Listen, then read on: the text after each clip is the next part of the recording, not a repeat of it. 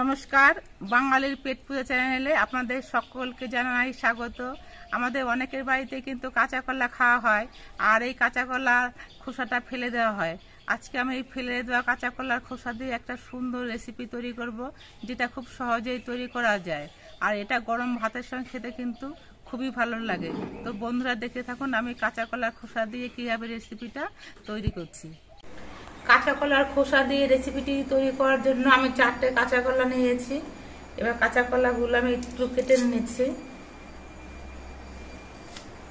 Boat আর পেছনের অংশটা কেটে নিচ্ছি। এই কাঁচা কলাগুলো সেদ্ধ করে নিতে হবে। কাঁচা কলাগুলো যাতে তাড়াতাড়ি সেদ্ধ হয় তার জন্য আমি মাঝখান থেকে কেটে নিচ্ছি। কেটে একেবারে অর্ধেক করে নেব না, আমি এইভাবে লাগিয়ে রাখছি।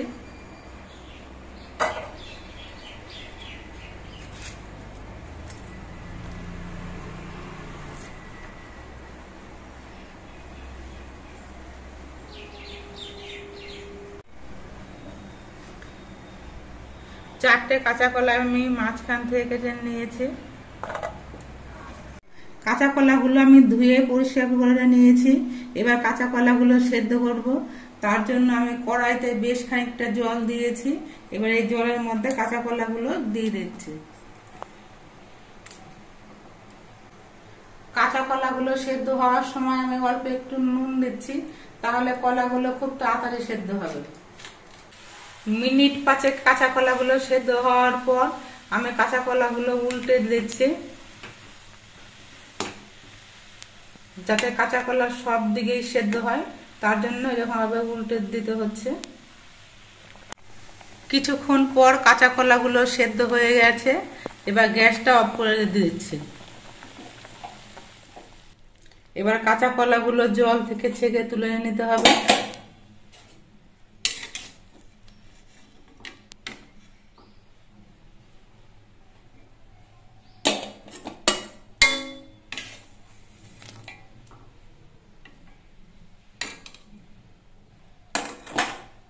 কলাগুলো ঠান্ডা হওয়ার পর এবার আমি খোসাগুলো ছাড়িয়ে নিচ্ছি।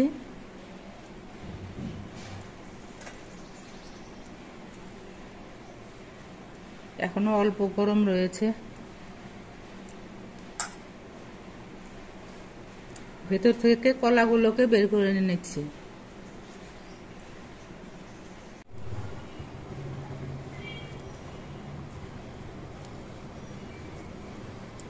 সবগুলো কলার থেকে আমি কলার খোসাগুলো আলাদা করে নিয়েছি, আর কলাগুলো অন্য একটা পাত্রে নিয়েছি। এই সেদ্ধ কলা দিয়ে কিন্তু সুন্দর কোপ্তা তরকারি করা যায়। আজকে আমি সেটা আপনাদের সঙ্গে শেয়ার করছি না, পরে একদিন এই সেদ্ধ কলা দিয়ে আমি কিভাবে কোপ্তা তৈরি করি সেটা আপনাদের সঙ্গে শেয়ার করব। আজকে এই কাঁচা কলার খোসাটা দিয়েই আমি রেসিপি তৈরি করব, আর এটাই আপনাদের সঙ্গে শেয়ার করব। এবার আমি 1 চামচ কালো জিরে ভেজে নিচ্ছি। কালো জিরেটা ভাজা হয়ে গেছে, এটা একটা বাটির মধ্যে আমি নামিয়ে নিচ্ছি। এবারে এই সেদ্ধ করা কলার খোসাগুলো বেটে নেব। আমি শিলে বেটে নিচ্ছি, আপনারা ইচ্ছে করলে মিক্সিতেও বেটে নিতে পারেন, তবে শিলে বাটলে খেতে বেশি ভালো হয়।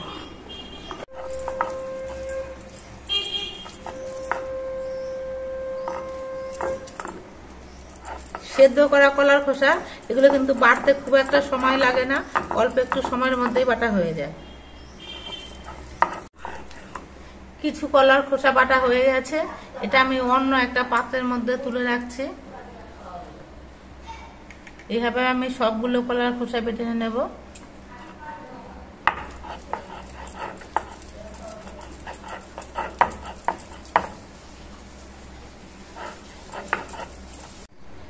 সবগুলো কলার খোসায় আমার বেটে নেওয়া হয়ে গেছে। এবার কয়েকটা কাঁচা লঙ্কা বেটে নিচ্ছি।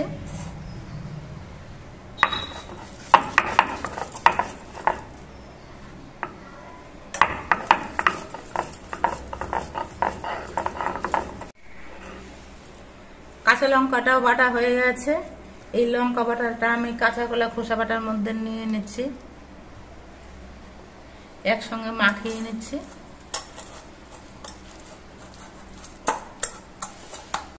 এবার আমি যে কালো জিরেটা ভেজে নিয়েছিলাম সেই কালো জিরেটাও বেটে নিচ্ছি।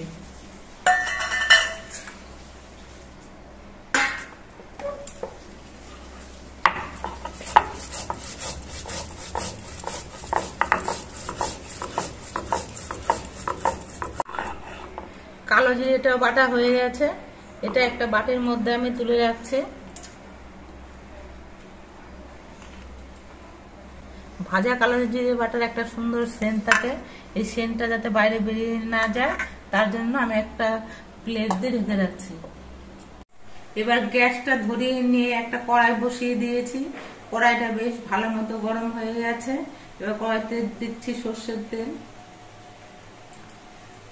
সর্ষের তেলটা একটু গরম হয়ে যাওয়ার পর এর মধ্যে দিচ্ছি 2টো শুকনো লঙ্কা আর অল্প করে একটু কালো জিরে।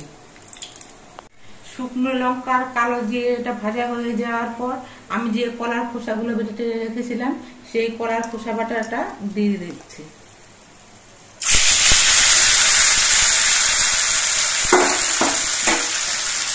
নেড়ে চেড়ে মিশিয়ে নিতে হবে। এবার এর মধ্যে দিচ্ছি পরিমাণ মতো নুন আর অল্প করে একটু হলুদের গুঁড়ো। এবার নুন হলুদ দিয়ে নেড়ে চেড়ে মিশিয়ে নিতে হবে। নুন হলুদ দেওয়ার পর আমি 3-4 মিনিটের মতো কলার খোসাটা রান্না করে নিয়েছি। এবার আমি যে কালো জিরেটা বেটে রেখেছিলাম সেই কালো জিরে বাটা দিচ্ছি। আমি 1 চামচ কালো জিরে ভেজে নিয়েছিলাম, আমি সবটা বাটা দেবো না, আমি এখান থেকে অর্ধেকটা দিচ্ছি। বেশি কালো জিরে দিলে কিন্তু খেতে তেতো হয়ে যায়, এই জন্য বেশি কালো জিরে বাটা দেওয়া যাবে না। কালো জিরে বাটা দিয়ে নেড়ে চেড়ে মিশিয়ে নামিয়ে নিতে হবে। এবার গ্যাসটা অফ করে দিচ্ছি।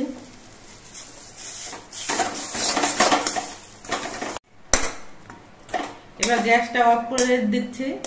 কলার খোসার রেসিপিটা আমার তৈরি হয়ে গেছে। এবার এটা আমি নামিয়ে নিচ্ছি। আপনারা দেখতে পেলেন আমি কলার খোসা দিয়ে কিভাবে রেসিপিটা তৈরি করলাম।